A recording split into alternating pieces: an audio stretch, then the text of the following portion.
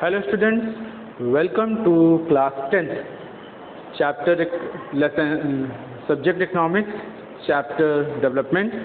सभी class 10th के students का स्वागत है फिर से। आज हम लोग पढ़ेंगे स्टूडेंट्स इकोनॉमिक्स आपका, जो कि आपका एक सब्जेक्ट है एसएसटी का, उसका पहला चैप्टर डेवलपमेंट। स्टूडेंट्स डेवलपमेंट, जैसे कि आपकी बुक का नेम भी है अंडरस्टैंडिंग डेवलप्ड इकोनॉमी या अंडरस्टैंडिंग इकोनॉमी, ये आपके बुक के ऊपर लिखा रहता है। आखिर ये डेवलपमेंट है क्या? किसी भी चीज़ को परखने के लिए, किसी भी देश के विकास को देखने के लिए, यानी कि किसी की वैल्यू, किसी भी देश की वैल्यू को देखने के लिए उसके डेवलपमेंट की ज़रूरत क्यों पड़ती है? क्योंकि स्टूडेंट्स बिना डेवलपमेंट के किसी भी देश की काउंटिंग किसी गरीब या पुअर या स्टैंडर्ड कंट्रीज़ में नहीं हो पाती है। वहाँ के डेवलपमेंट वैल्यू पे ही उसके रेशियो काउंट की जाती है। इसलिए हर देश सबसे पहले अपने यहाँ पे डेवलपमेंट करने की कोशिश करता है।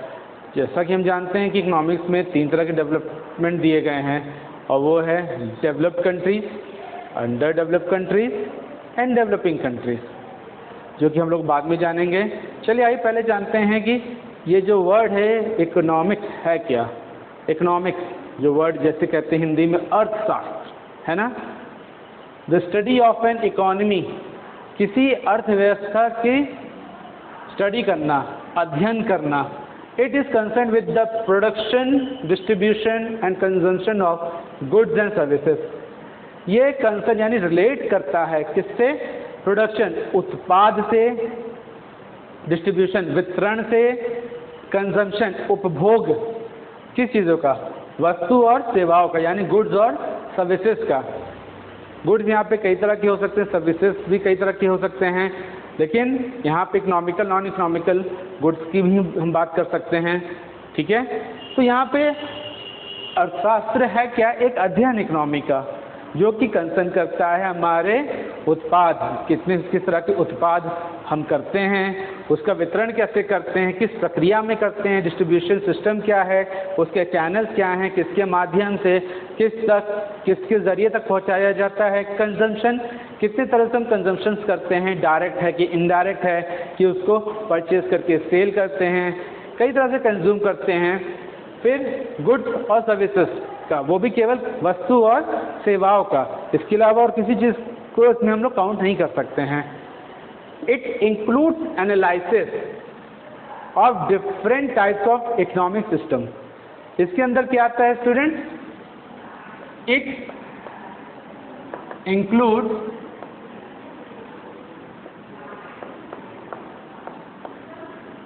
Analysis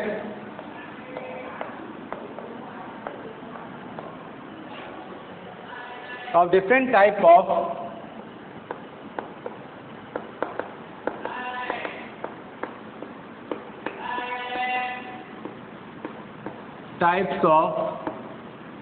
economic system।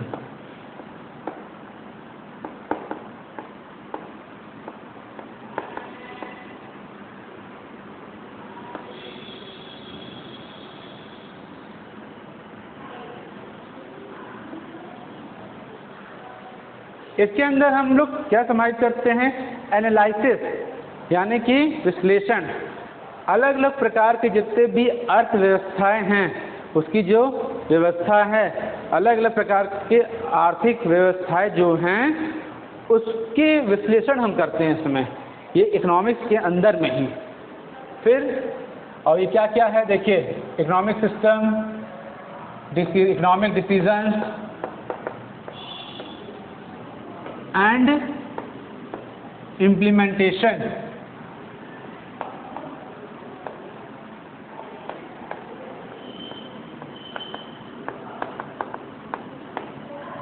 It includes analysis of different types of economic system, decisions and implementations by various economic units, that is family, individual, institution,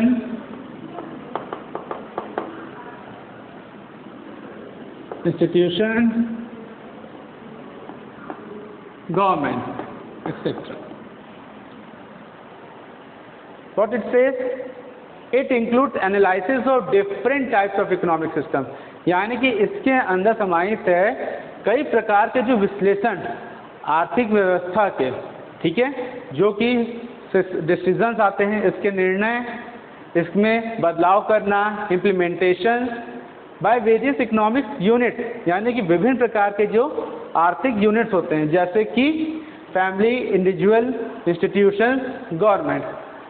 मतलब कि एक तरह से आप कह सकते हैं कि इकोनॉमिक्स जो है it is the study of the principle, उस नियम की स्टडी होती है जिसके अंतर्गत समाहित क्या है, विश्लेषण करना विभिन्न प्रकार के आर्थिक व्यवस्थाओं के, जिसके अंदर आते हैं आपके जो भी आर्थिक व्यवस्था हुए, निर्णय लेने की, बदलाव करने की, और ये किनके द्वारा होते हैं, ये विभिन्न प्रकार के जो आर्थिक यूनिट्स होते हैं, इकोनॉमिक यूनिट्स होते हैं, उनके द्वारा। जैसे कि इंडिविजुअल एक अकेले कोई ले सकता है, या फैमिली के लिए, या इंस्टीट्यूशंस के लिए।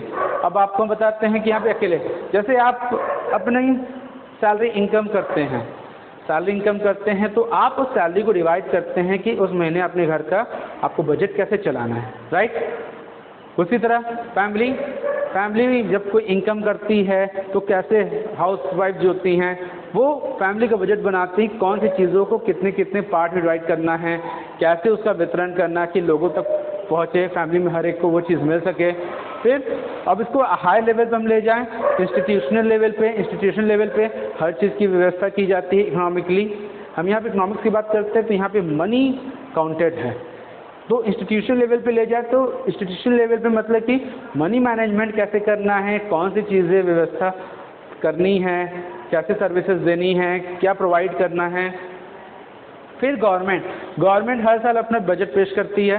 उस बजट के दौरान वो ये देखती है कि हमारे देश का जो इकोनॉमिक सिस्टम है सबसे बेस्ट रहे, डेवलपमेंट और ग्रोथ रेट अच्छा रहे, तो उसके हिसाब से वो उस चीज़ को डिवाइड करती है, right.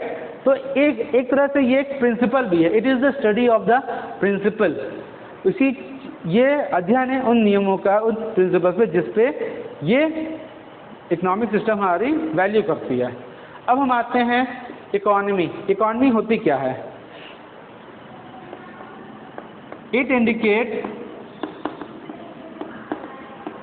Reason, country concerning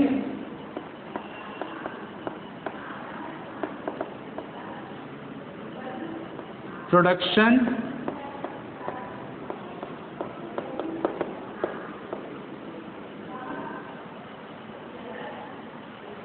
it indicates region, country concerning production, distribution,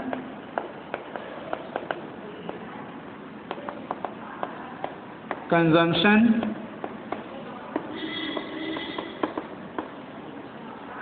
then and exchange of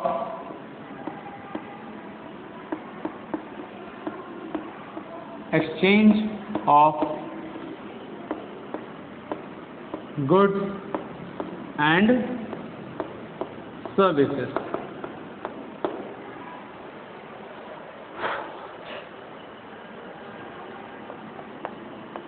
It concerns supply of money,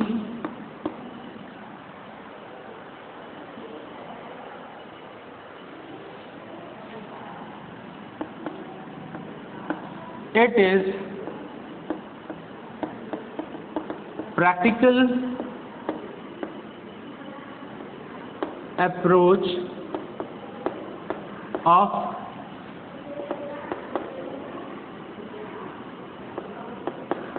economics. Yes, economy है क्या? It indicates region, country concerning production, distribution, consumption and exchange of goods and services.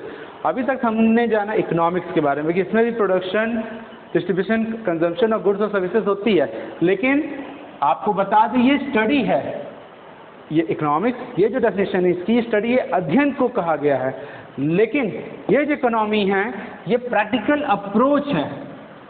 जैसे कि आपके science में क्या कहते हैं, experiment की स्टडी होती है कि आपको क्या क्या चीज़ लेना, आप बनाते हो उसको लिखते हो, लेकिन लैब में जाकर के आप एक्सपेरिमेंट करते हो तो उसका जो रिजल्ट निकलता है आप उसको लिखते हो, राइट। उसी तरह से इकोनॉमिक्स जो है ये आपकी स्टडी है, जबकि इकोनॉमी यानी कि अर्थव्यवस्था ये एक प्रैक्टिकल अप्रोच है, यानी कि जो भी इकोनॉमिक्स में हम इंक्लूड करते हैं, स्टडी करते हैं, उसका प्रैक्टिकल अप्रोच हम इकोनॉमी के अंदर करते हैं, इसीलिए इसे इकोनॉमी कहा गया है, अर्थव्यवस्था।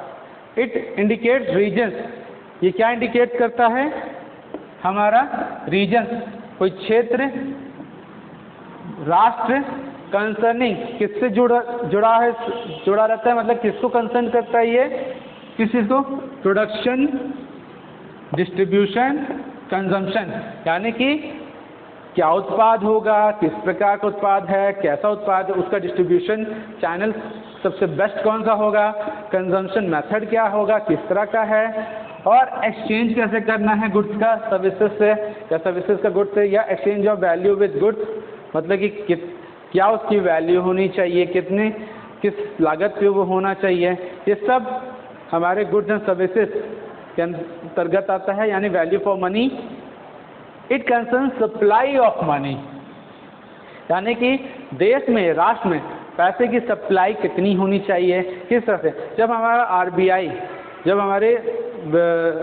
हमारे रुपए का जब वैल्यू होता है तो वो डिपेंड करता है हमारे देश में क्या कहते हैं, मुद्रा चलन क्या है, यानी कि मनी कितना सर्कुलर कर रहा है हमारा रुपया, साथ ही साथ हमारा गोल्ड स्टैंडर्ड जो कि हमारा वर्ल्ड बैंक डिसाइड करता है, राइट।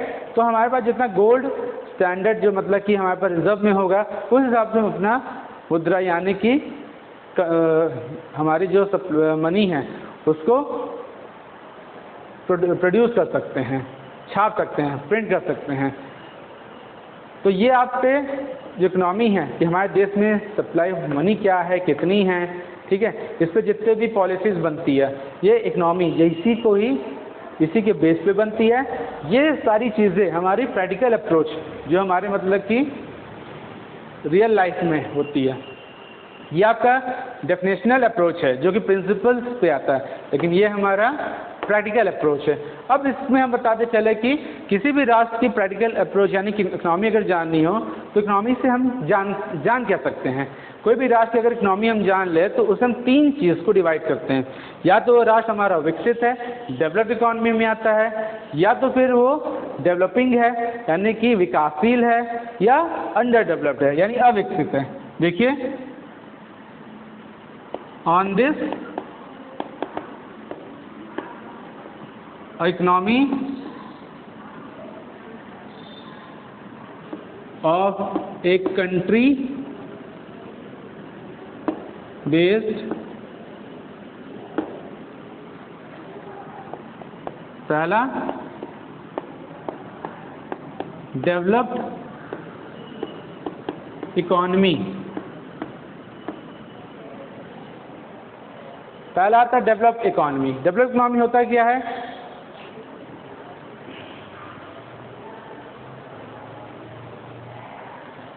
डेवलप्ड इकोनॉमी होता क्या है, developed economy relates with the higher level of economic growth, higher level of economic growth and security, मतलब कि किसी भी देश के जो इकोनॉमिक ग्रोथ हायर लेवल की होती है या उसके मुद्रा स्थिति या जो मनी रिजर्व्स हैं, सिक्योरिटी वो हायर लेवल की होती है, उसको हम डेवलप्ड इकोनॉमी कहते हैं।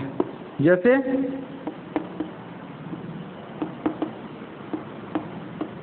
हायर लेवल ऑफ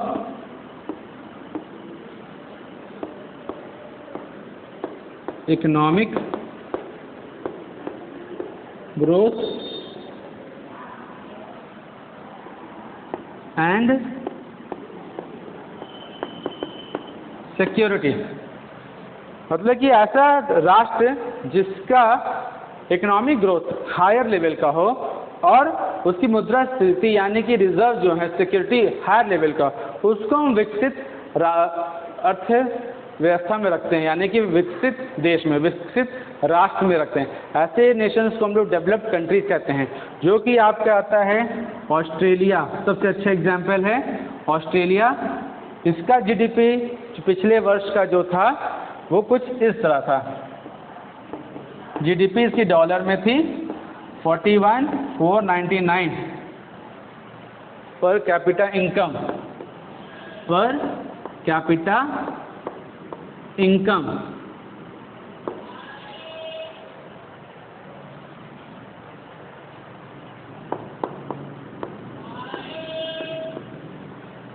सबसे अच्छा और सिंपल एग्जांपल ऑस्ट्रेलिया का, जिसका जीडीपी ग्रोथ रेट हमारा 41,499 पर कैपिटा इनकम यानी प्रति आय व्यक्ति जो है जीडीपी ग्रोथ रेट इसका था।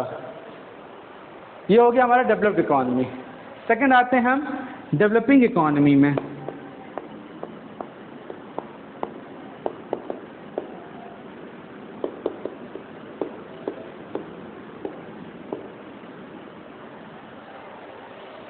Developing economy, a country whose economy development completely depends on its natural resources, यानी कि depends on natural resources।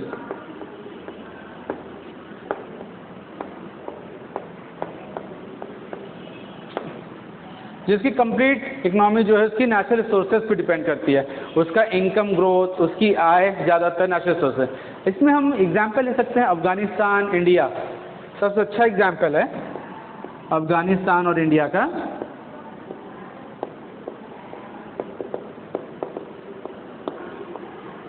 क्यों? क्योंकि अफगानिस्तान इंडिया एक ऐसी कंट्री है जिसकी नेचुरल रिसोर्सेज, अब इंडिया कह लीजिए, इंडिया में आपके जितने भी मैक्सिमम फूड प्रोडक्ट्स है नेचुरली रिसोर्स से आते हैं। आपका एग्रीकल्चर हुआ, ठीक है, यूँ कह लीजिए नेचुरल रिसोर्सेज एंड एग्रीकल्चर दोनों ले लीजिए। अब सही है, इंडिया में जितने भी मैक्सिमम आपकी इनकम एग्रीकल्चर से आती है, यानी कि हमारा जो जीडीपी रेट है वो 55% एग्रीकल्चर से बेस्ड है। यहाँ से ज़्यादातर चीज़ें जो प्रोड्यूस होती है वो अच्छी क्वालिटी के स्टैंडर्ड फूड्स वगैरह जो हैं या फ्रूट्स हैं वो बाहर विदेशों में सप्लाई किए जाते हैं। फिर सेकंड एवरेज लेवल के जो फूड वगैरह हैं इंडिया में ही स्टेक रिमेन कर दिए जाते हैं, यहाँ पे बिकते हैं, फिर कुछ किसानों तक सीमित रहते हैं और उन्हीं में से गवर्नमेंट भी अपने जो धान होते, जो खेती से जो प्रोडक्शंस आती है उसको पीडीएस यानी पब्लिक डिस्ट्रीब्यूशन सिस्टम के थ्रू लोगों में वितरण करती है, जिसे हम लोग राशन शॉप वगैरह में देखते हैं। तो ऐसे देश जिसके मतलब कि पूरी तरह से आय जो है उसकी नेचुरल सोर्सेज और एग्रीकल्चर पे डिपेंड करती है ज़्यादातर, मतलब कि जिसकी इनकम 50 से 55% से ज़्यादा उसकी नेचुरल सोर्सेज पे आती है। ऐसे हमारे अफगानिस्तान और इंडिया है, ठीक है।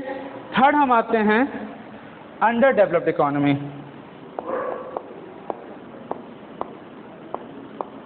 Under developed economy, under developed economy students वो होती है जिस राष्ट्र की पर कैपिटा इनकम साल भर की पर कैपिटा इनकम $2,000 से भी कम है। साल भर की हम बात कर रहे हैं, मतलब कि मंथली नहीं, साल भर $2,000 से भी कम है, प्लस उसकी नेचुरल सोर्सेज उतनी अच्छी नहीं है, उसकी इंफ्रास्ट्रक्चर बढ़िया नहीं है, मतलब हर कंडीशन में उसकी जो लेवल है वो मतलब कि नीचे पर है, लो है।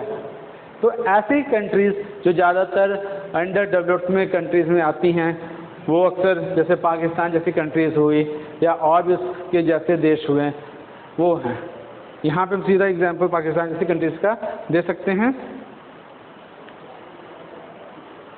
ठीक है स्टूडेंट। तो ये आपका इकोनॉमिक्स हुआ, ये इकोनॉमी का डिफिनेशन जो कि आपका प्रैक्टिकल अप्रोच है। इसमें इकोनॉमी में कितने प्रकार के इकोनॉमी होती है, डेवलप्ड इकोनॉमी, डेवलपिंग इकोनॉमी और under developed economy.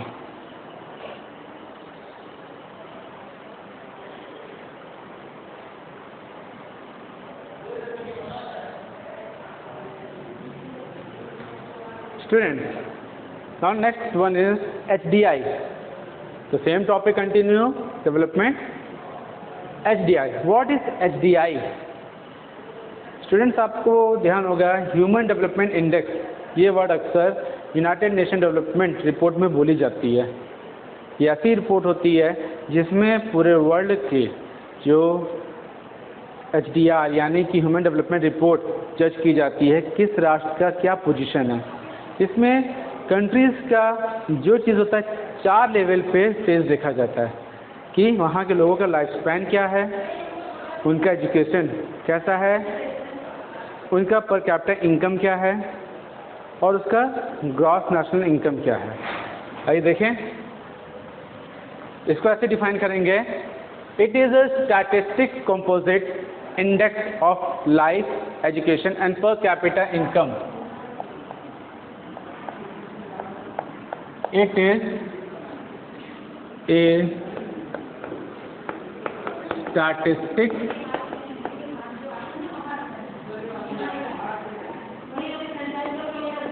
composite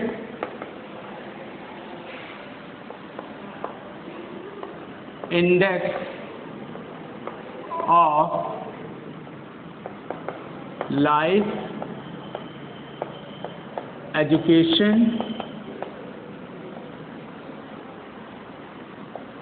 and per capita income,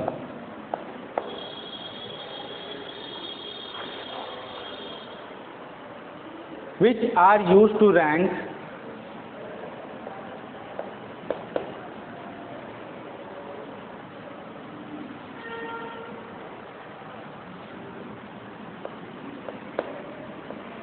which are used to rank countries into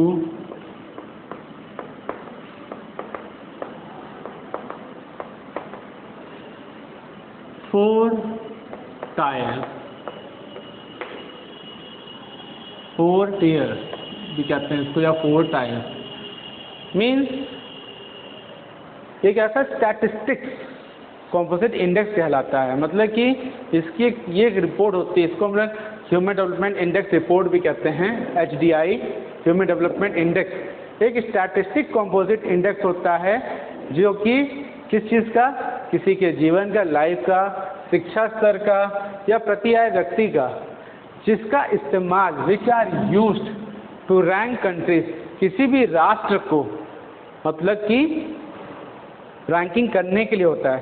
इस HDI का इस्तेमाल 189 कंट्रीज करते हैं। स्टूडेंट ध्यान रखिएगा, 189 कंट्रीज को इसमें इंक्लूड किया गया जिन्होंने फुल्ली पार्टिसिपेट किया है, और 189 कंट्रीज से ही इसमें रैंकिंग की गई है।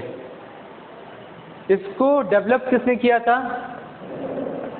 It is developed by Pakistani economist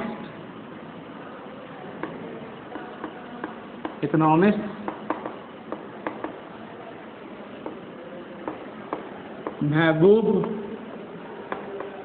ul Haq and Indian economist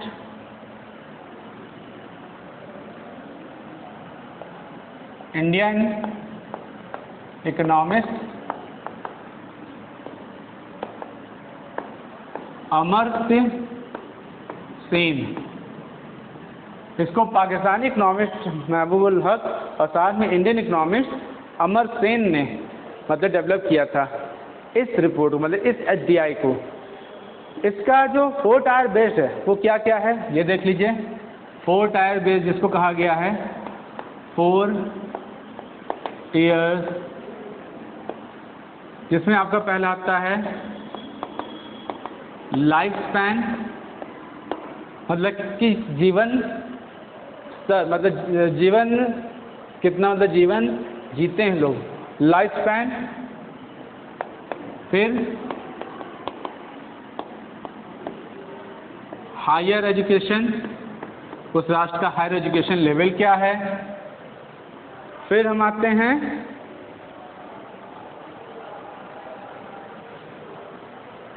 purchase power parity,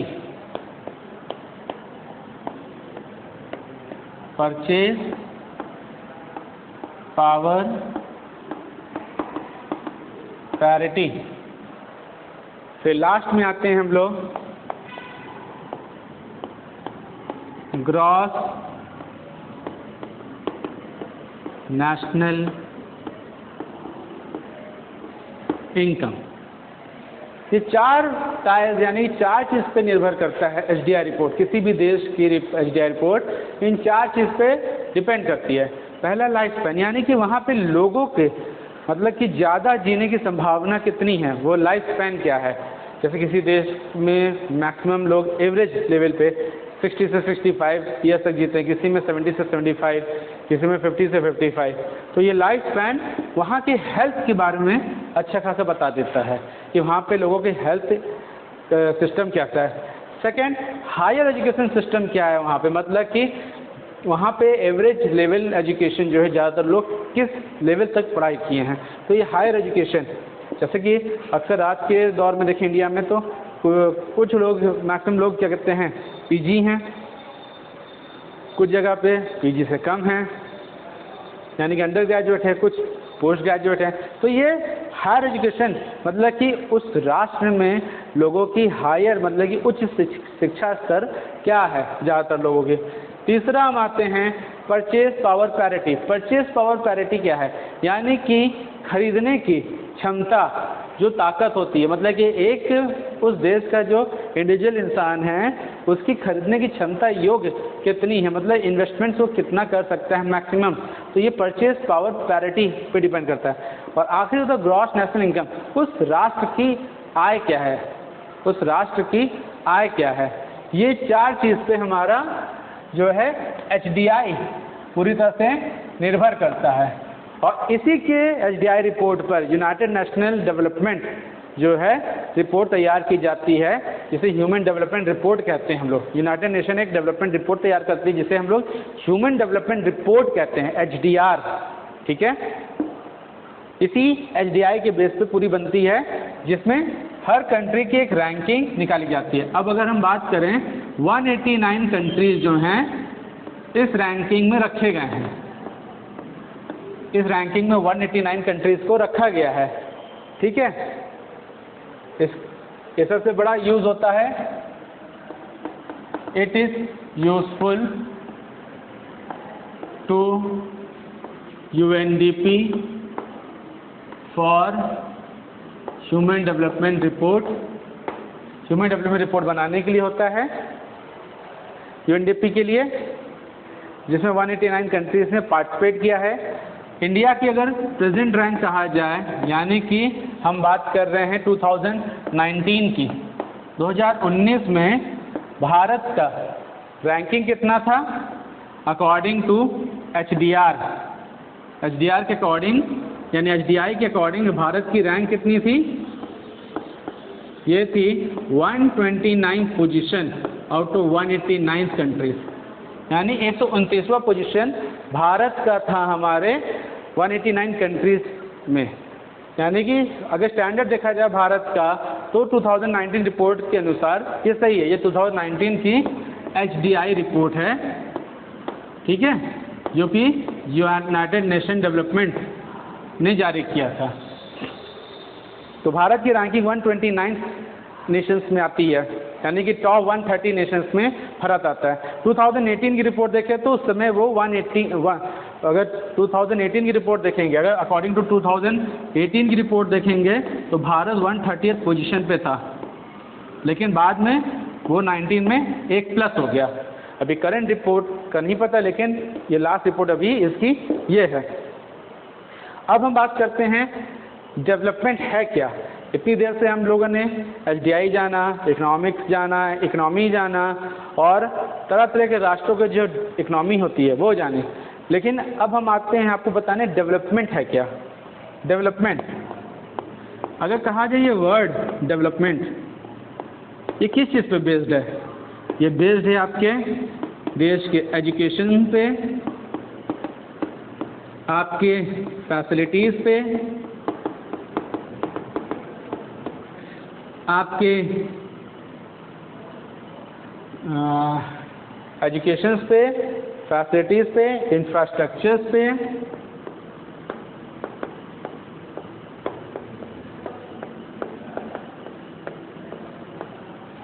standard of living पे,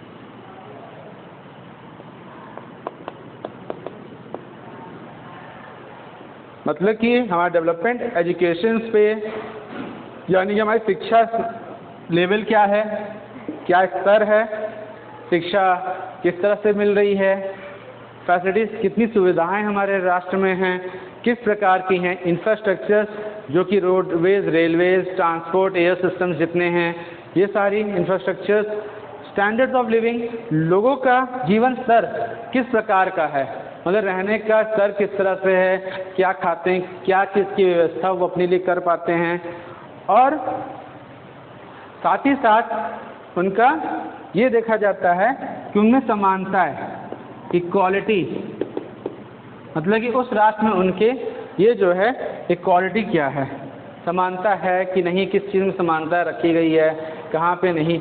तो ये ओवरऑल एक तरह से ये इसी चीज़ पे पूरा डेवलपमेंट हमारे राष्ट्र का निर्भर करता है। साथ ही साथ हमारे राष्ट्र का जब एजुकेशन सिस्टम अच्छा हो, फैसिलिटीज़ अच्छा हो, इंफ्रास्ट्रक्चर अच्छा हो, स्टैंडर्ड ऑफ लिविंग अच्छा हो, तो डेवलपमेंट हमारा हो जाता है। वो इस तरह से एजुकेशन लीड्स टू, अगर एक अच्छी एजुकेशन होगी तो एक एजुकेटेड पर्सन सैलरीड होगा, जॉब होगा, सैलरीड होगी, एक अच्छी सैलरीड होगी अगर, तो उसका स्टैंडर्ड ऑफ लिविंग बढ़ेगा, राइज करेगा, ठीक है।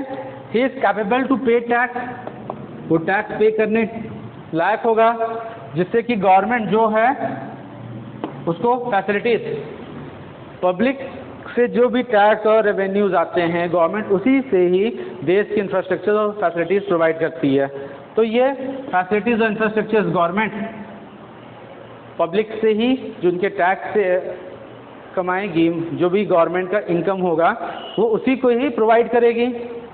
फिर जब ये होगा तो सभी के लिए इक्वालिटी, हर चीज़ की फैसिलिटीज़ का मतलब हर चीज़ की फैसिलिटीज़ और इंफ्रास्ट्रक्चर्स को वो यूज़ कर सकते हैं, right.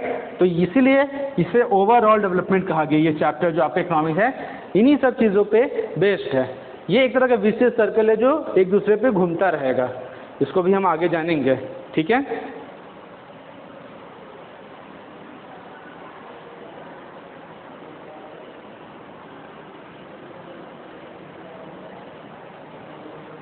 Now students, before going to study, first of all, let's know what will we study in this chapter.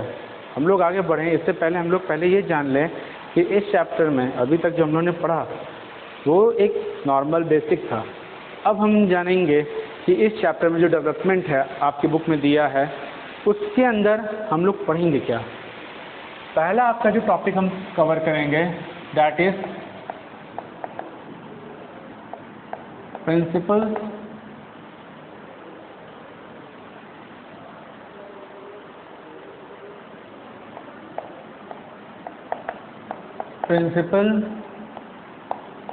Of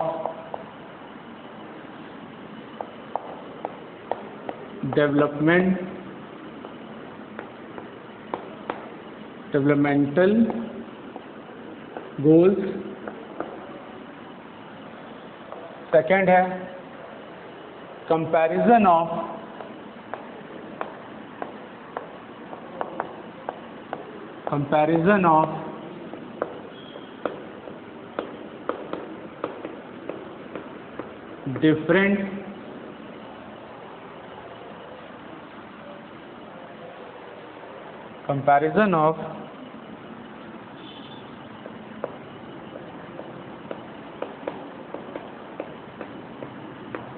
different countries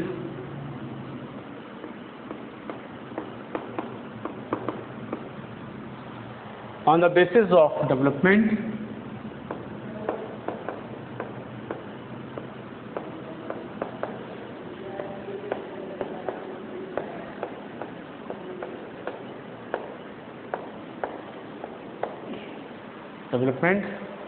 तीसरा है पब्लिक फैसिलिटीज और लास्ट है सस्टेनेबल डेवलपमेंट। इस चैप्टर में हम लोग ये 4 टॉपिक, पहला, दूसरा, तीसरा, चौथा, इसको कवर करेंगे। लेकिन ये प्रिंसिपल्स ऑफ डेवलपमेंटल गोल्स है क्या स्टूडेंट्स? आइए पहले इसको जानते हैं। प्रिंसिपल्स ऑफ डेवलपमेंटल गोल्स, हर इंसान का गोल अलग होता है, यानी कि different people have different goals. Okay, different people have different goals. अगर हम एक बात करें फार्मर्स की, एक फार्मर्स के गोल क्या होता है? एक किसान का लक्ष्य क्या होगा? यानी विभिन्न प्रकार के जितने भी लक्ष्य हैं, अलग अलग लोगों के अलग अलग लक्ष्य होते हैं। एक किसान के नज़रिए से देखें तो उसका लक्ष्य क्या होता है? wants to earn through production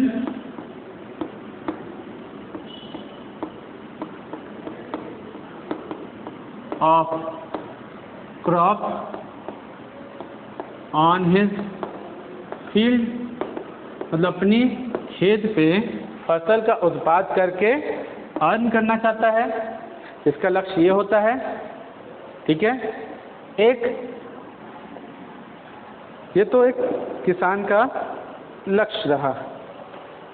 दूसरा, एक बैकवर्ड क्लास के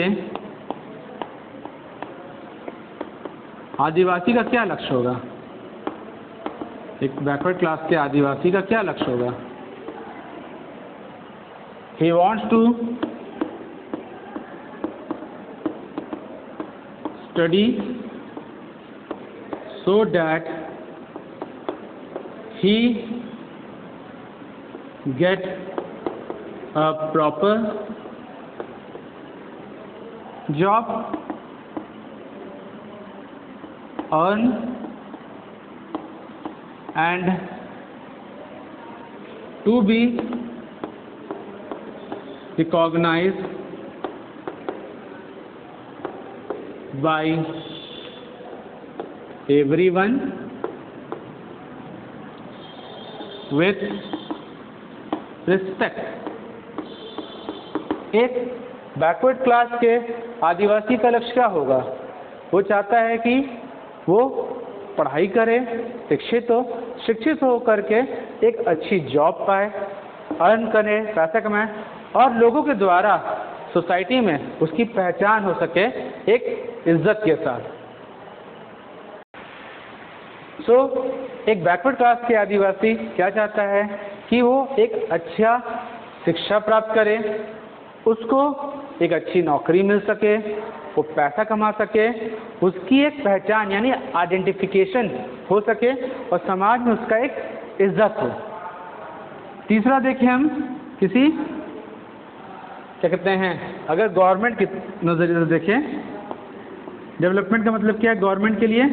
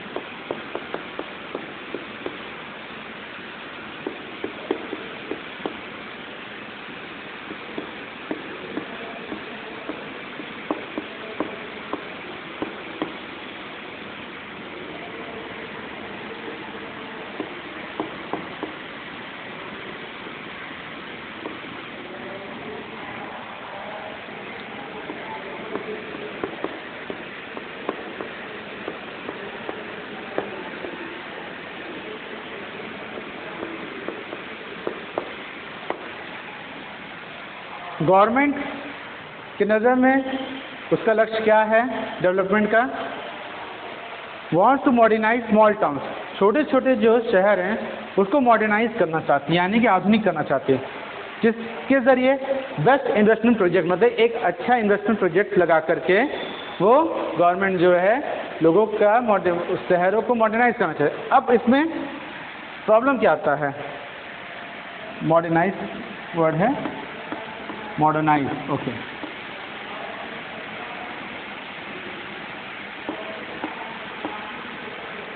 मॉडर्नाइज करना चाहती है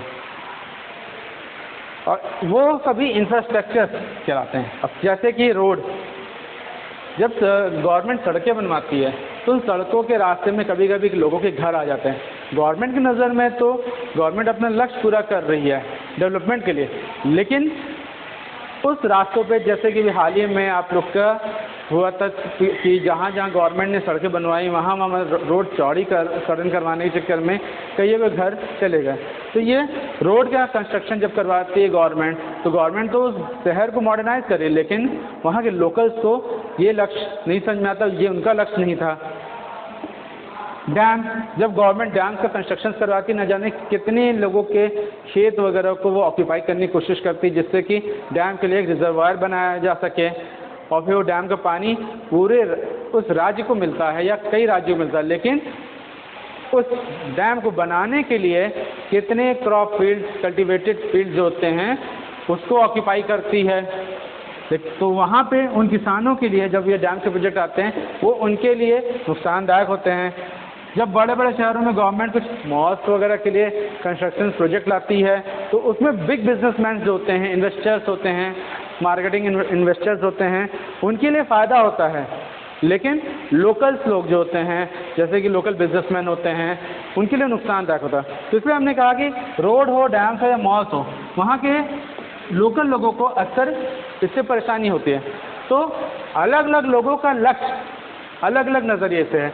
एक किसान के लिए उसकी खेती का लक्ष्य अलग है, एक बैकवर्ड क्लास के आदिवासी के लिए उसके अर्निंग का लक्ष्य अलग है, एक गवर्नमेंट के लिए उसका लक्ष्य अलग है। तो ये हम different people have different goals में जाने हैं।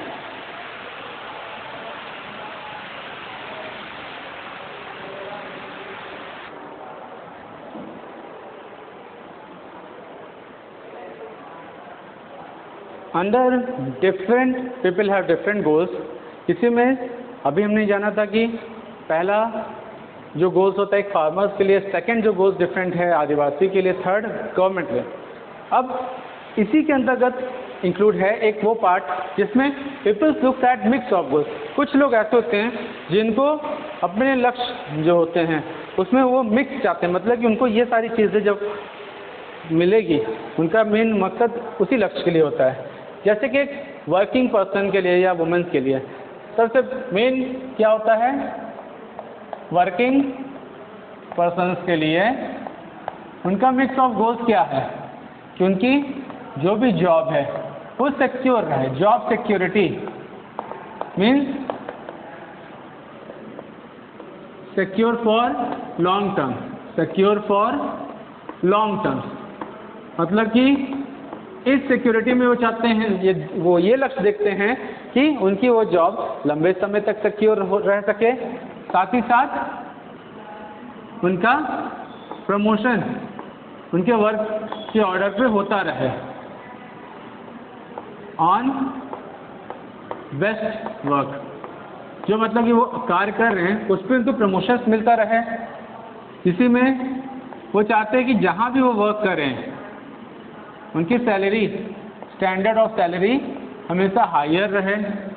स्टैंडर्ड ऑफ सैलरी गुड, मतलब कि अच्छी रहे। थर्ड, वो जिस जगह पे वर्क करते हैं वहाँ पे हेल्थ मेजर्स ज़रूर लिए जाएं। हेल्थ मेजर्स का मतलब होता है कि if during the working period उन्हें कुछ हो जाता है अपने वर्क पोस्ट पे तो कंपनी उसको बियर करे, यानी कि इंश्योरेंस और ये सब चीज़ें वो देखते हैं, इंश्योरेंस एंड मेडिकल फैसिलिटीज़। जैसे गवर्नमेंट ने क्या कहते हैं वुमेन्स के लिए रखा है प्रेगनेंसी के समय कि आफ्टर 4 मंथ्स वुमेंस की जब प्रेगनेंसी हो जाती है तो उसके बाद वुमेंस को लीव मिल जाती है मैटरनल बेस पे। उसी तरह जब कोई गवर्नमेंट एम्प्लॉयज़ गलती से कोई एक्सीडेंट वगैरह हो गया तो उसको मेडिकल बेस पे कुछ समय की लीव मिलती है। तो ये हेल्थ मेजर्स भी देखते हैं लोग, प्राइवेट कंपनीज में भी कुछ हद तक छूट मिलती है। साथ ही साथ हेल्दी इन्वायरमेंट, हेल्दी इन्वायरमेंट मतलब कि जिस इन्वायरमेंट में वो काम कर रहे हैं, ठीक है, वर्किंग इन्वायरमेंट, जिस इन्वायरमेंट में वो काम कर रहे हैं वो सेफ रहे।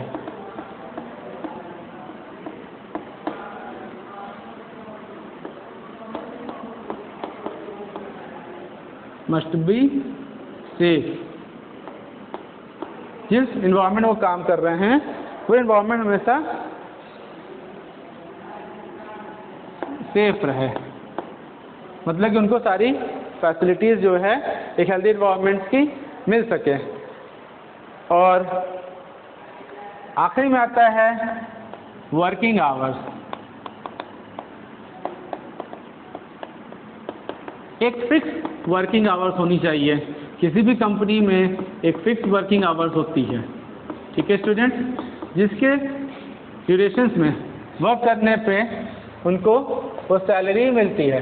लेकिन अगर इन केस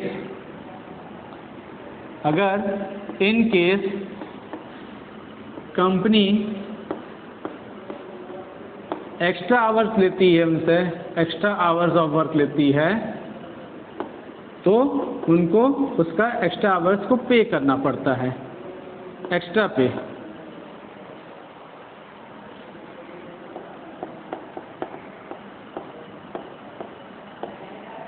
तो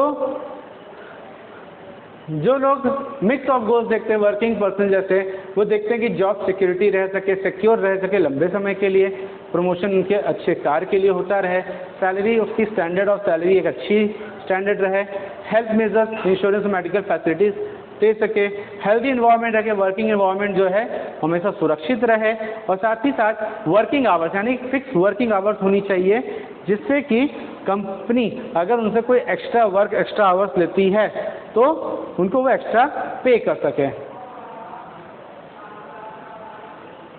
अब सेकंड पार्ट है हमारा कंपैरिजन ऑफ डिफरेंट कंट्रीज, जो कि इस चैप्टर में सेकंड टॉपिक हम कवर करेंगे, comparison of different countries on the basis of development, on the basis of development।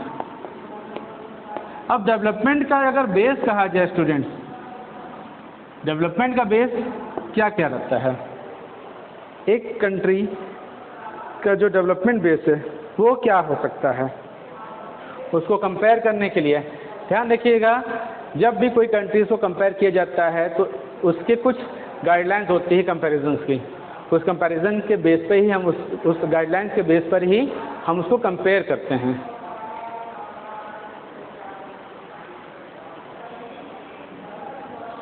वो कंपैरिजन का गाइडलाइंस क्या है, आइए देखिए।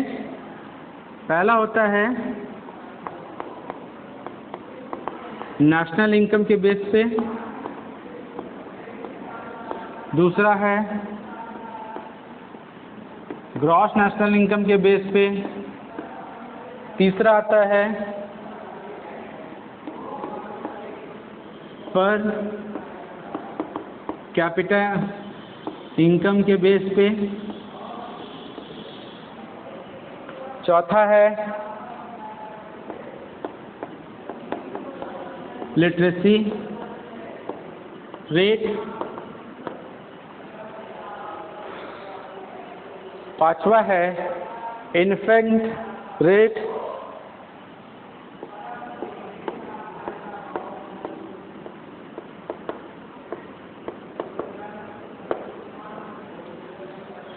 सिक्स पॉइंट हम कवर करते हैं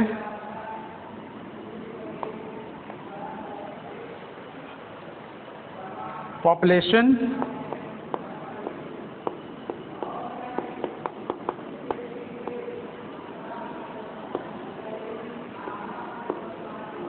सेवेंथ है हमारा पॉवर्टी लाइन,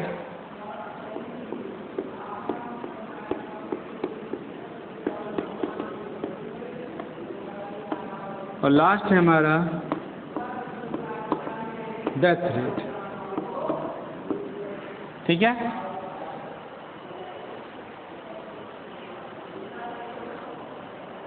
इसी में आता है आपका 9 जीडीपी, जीएनपी और जीएनआई।